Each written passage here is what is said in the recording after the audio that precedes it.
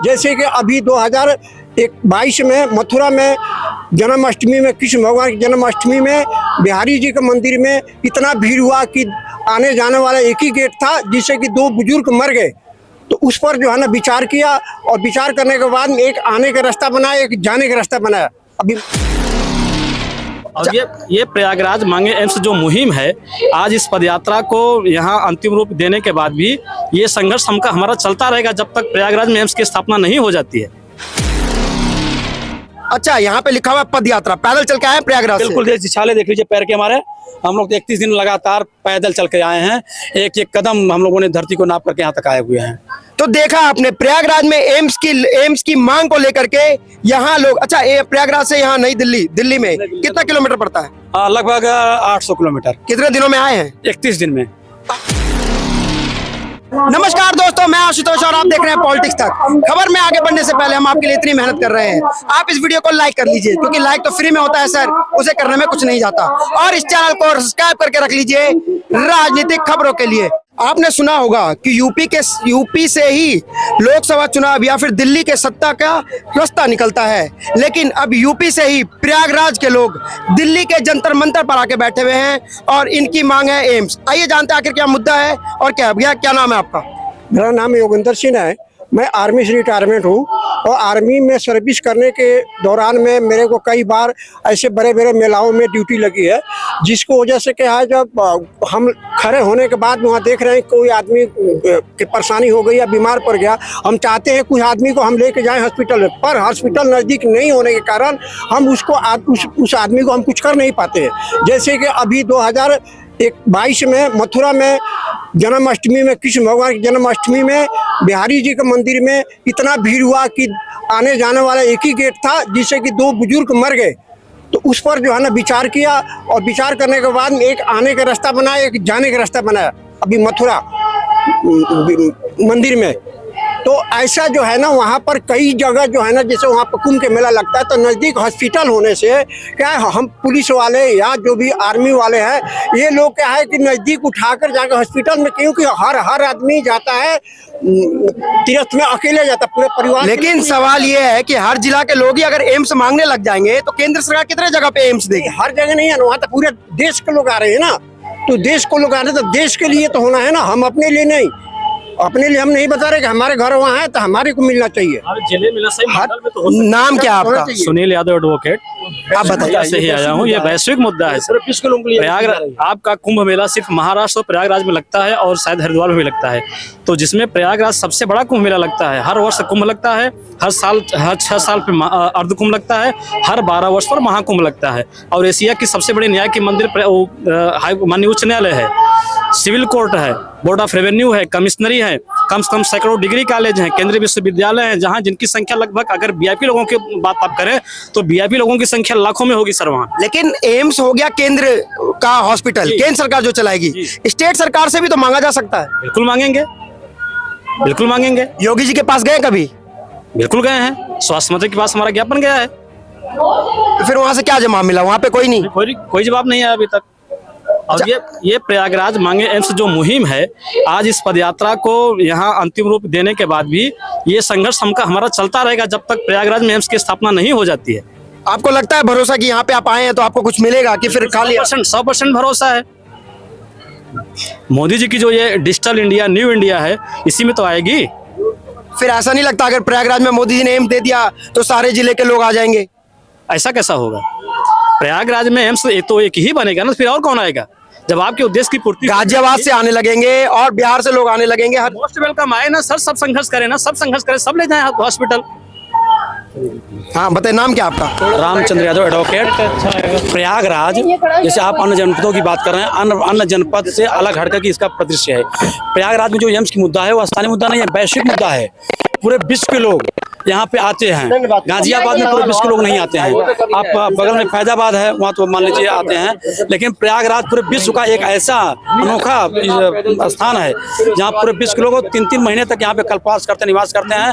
इसकी प्रतिष्ठा पूरे विश्व के शहरों से अलग हट करके है। जैसे प्रयागराज के लिए नहीं, पूरे दुनिया के लोग मांगा जा रहा है। इसकी तुलना में और जनपदों में नहीं कर सकते, और जनपदों में आए अच्छी बात है, लेकिन जो वैश्विक मुद्दा है पूरे विश्व के लोगों के लिए है, उसका एक अलग ही मांग है, अलग है। सारे विश्व के लोग इसमें लगे हुए हैं। न क्यों प्रयागराज के लोग लगे हुए हैं। पूर्वांचल सेवा समिति के आप हमारे राष्ट्रीय अध्यक्ष जी आए हुए हैं, तमाम हर जनपदों के यहाँ पे लोग आए हुए हैं, क्योंकि इसकी एक अलग ही मांग ही है। ये विश्व के लिए है, पूरे विश्व के लोगों के लिए है।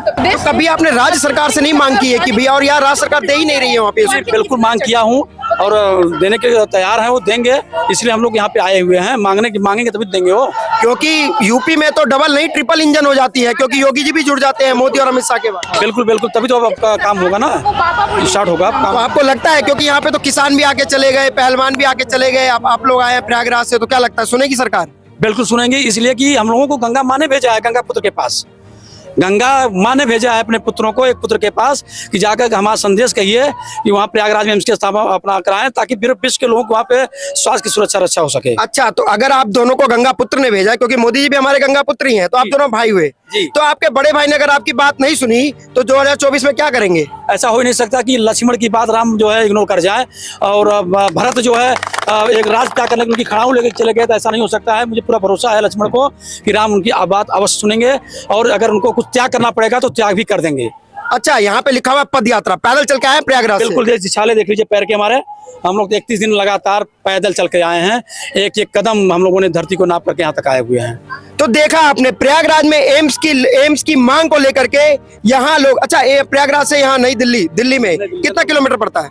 लगभग 800 किलोमीटर। कितने दिनों में आए हैं? 31 दिन में 800 किलोमीटर पैदल चल के आए हैं। जो आज के युवा शायद बाइक और स्कूटी में पिछले गली 2 गली भी जाते हैं तो बाइक और स्कूटी से जाते हैं, वहां पे ही कई लोग एम्स की मांग को लेकर के जंतर मंतर पर आए हुए हैं और अपने बड़े भाई मोदी जी से मिलने आए हैं, क्योंकि ये भी कह रहे हैं मैं भी गंगा पुत्र हूँ। और प्रधानमंत्री मोदी भी जब दिल्ली आए थे जीत करके, तो उन्होंने भी यही कहा था, मुझे गंगा माँ ने भेजा है, मैं भी गंगा पुत्र हूँ। आइए और जानते हैं, क्या नाम है आपका?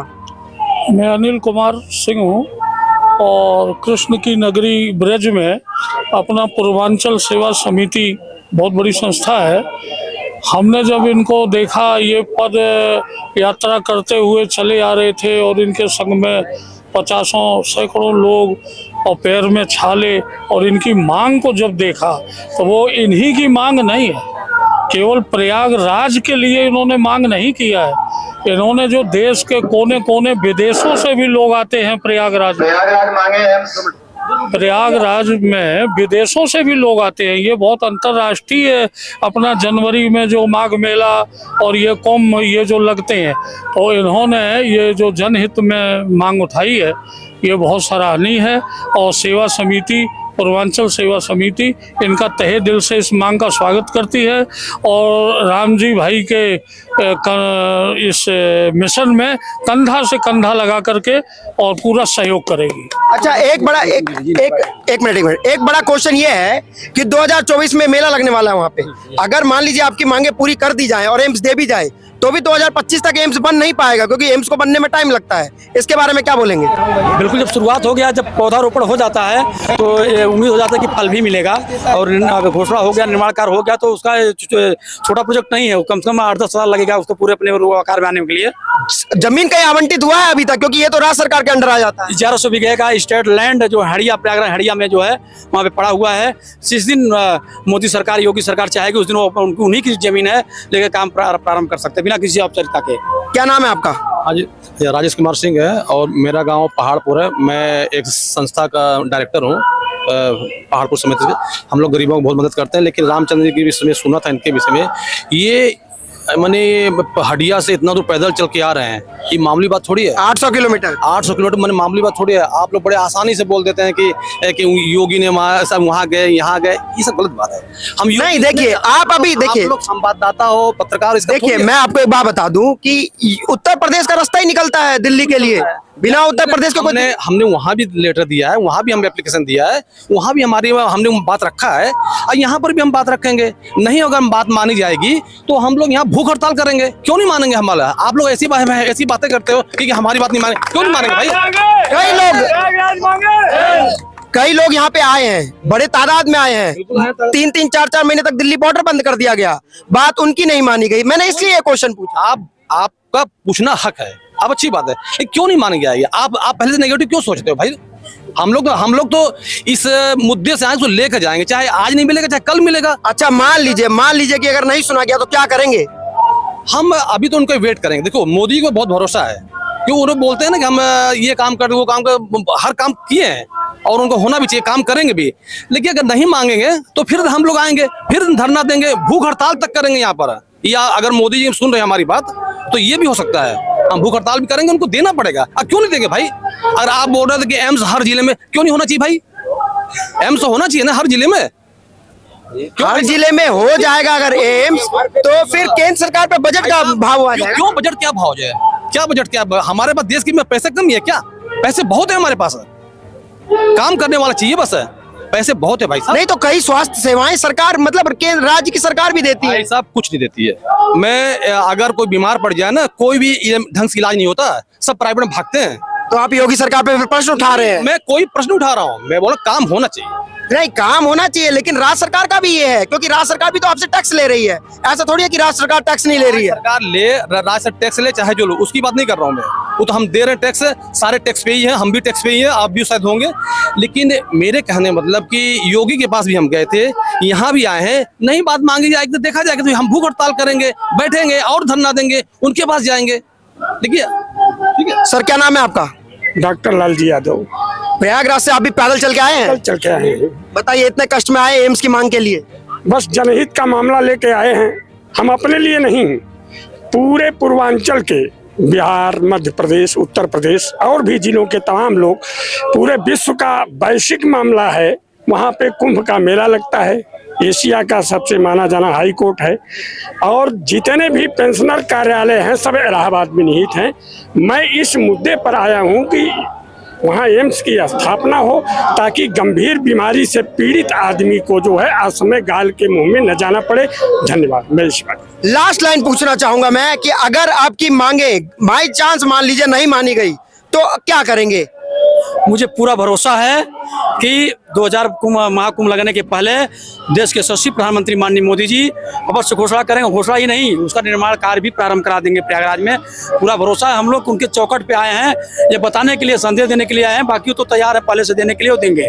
तो दोस्तों, आपने यहाँ पे सुना कि प्रयागराज में एम्स की जरूरत है, क्योंकि वहाँ पे दुनिया के सारे लोग, और देश से नहीं विदेश से भी लोग वहाँ पे आते हैं, और वहाँ पे वो लोगों को स्वास्थ्य सेवा की जरूरत है।